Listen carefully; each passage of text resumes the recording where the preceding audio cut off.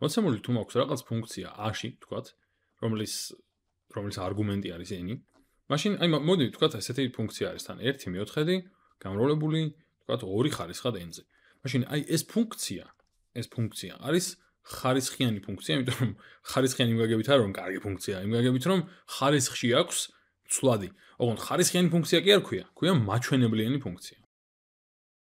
აი ესეთ ფუნქციებს, სადაც ცვლადი არის ხარისხში, ეწოდებათ მაჩვენებლიანი ფუნქციები.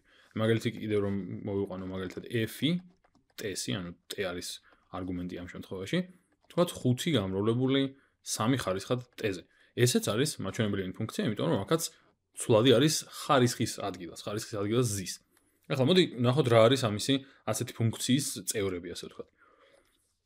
აი ამ რიცხვებს რა ეწოდებათ? მოდი ვნახოთ. ესე იგი, გვაქვს საწყისი მნიშვნელობა. და ეს რა არის? საერთოდ შინაარსს რატომ ატარებს საწყისი მნიშვნელობის აქ რამე? აი მაგალითისთვის ავიღოთ a-ში, როცა n უდრის 0-ს, ხო? ანუ რაღაცნაირად თითქოს საწყისი შემთხვევა არის, იმიტომ რომ n არის უმცირესი, ანუ 0 და თითქოს 0-დან იწყება თვალს. მაშინ რისი ტოლი იქნება ეს ფუნქცია, რა მნიშვნელობას მიიღებს? ნუ ეს იქნება 1 მეოთხედი გამრავლებული 2 ხარისხად 0-ზე, ხო?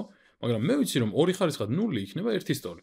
ამიტომ გამოდის რომ მაქვს 1 მეოთხედი. ესე იგი, აქ რა რიცხვიც წერია, ეგ აღმოჩნდა საწყისი მნიშვნელობა ამ ფუნქციისთვის, იმიტომ რომ დანარჩენი არის უკვე ხარისხში აყვანილი და როცა ეგ ხარისხი 0-ია 1-ს უდრის. ახლა ანალოგიურად რომ დავწერო მაგალითად f-ისთვის, f0-ის რისი ტოლია? ისევ 5 გამრავლებული 3 ხარისხად 0-ზე, იმიტომ რომ t ჩავსვი 0-ის ტოლად, ვიცი რომ 3 ხარისხად 0 არის 1 და ამიტომ გამოდის რომ 5 × 1 ანუ 5 მაქვს და ესე იგი 5 არის აქ საწყისი მნიშვნელობა. ესეთი რაღაცაა. ანუ საწყისი მნიშვნელობის მთელი დატვირთვა არის ეგ. ახლა გარდა მაგისა აქ მაქვს სხვა რიცხვიც, ხო, რომელიც ხარისხში არის აყვანილი, მაგალითად 2 აქ და 3 აქ.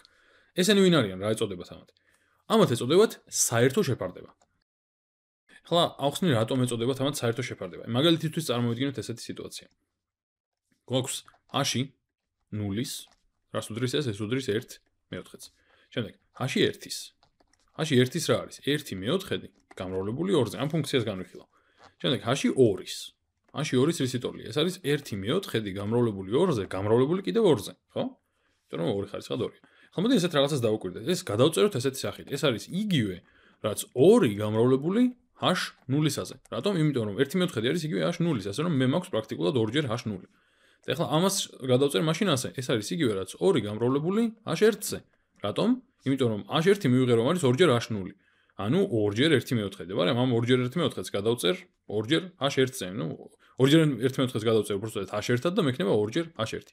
ახლა თუ ამას დავუკვირდები, მაშინ ზოგადად რა შემიძლია დავასკვნო, ცოტა უფრო ზოგადი დასკვნა რომ გავაკეთო. ნებისმიერი hn+1 რომ გავყო hn-ზე, ანუ მომდევნო წერილ წინა წერილზე რომ გავყო, ასე ვთქვათ, რა დამრჩება? დამრჩება 1 მეოთხედი გამრავლებული 2 ხარისხად n+1-ზე, შეფარდებული 1 მეოთხედი გამრავლებული 2 ხარისხად n-თან, ხო? ახლა ეს 1 მეოთხედები გაბათილდება, დამრჩება 2 ხარისხად n+1 გაყოფილი 2 ხარისხად n-ზე და ვიცი რომ ესე როცა ვყოფთ, ხარისხები აკლდება ერთმანეთს, ანუ დამრჩება 2 ხარისხად 1, რაც არის 2.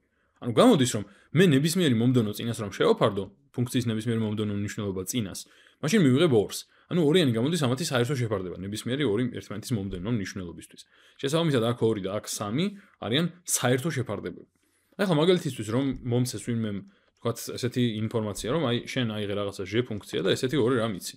იცი რომ საწყისი მნიშვნელობა არის თქვათ 5. და ასევე იცი რომ საერთო შეფარდება ეს არის 6. მაშინ დამიწერე x-ი როგორი სახისაა და თქვათ კარგი, იცოდე რომ x-ები არის არგუმენტები. ნუ მაგას მნიშვნელობა დიდი არ აქვს და x-ი დაარქვი უბრალოდ ცვლადებს აქ. მაშინ რა იქნება ეს? ეს იქნება ასეთი რამ, ჟ x-ის, რადგან x-ს ავიღებ ცვლადებად, იქნება ასეთი რამ, საწყისი მნიშვნელობა ანუ 5 გამრავლებული 6 ხარისხად x-ზე, სადაც 6 არის საერთო შეფარდება. აი ეს არის მთელი ფილოსოფია ამ ფუნქციების, ანუ მაჩვენებლიანი ფუნქციების, სადაც ხარისხი არის ცვლადი.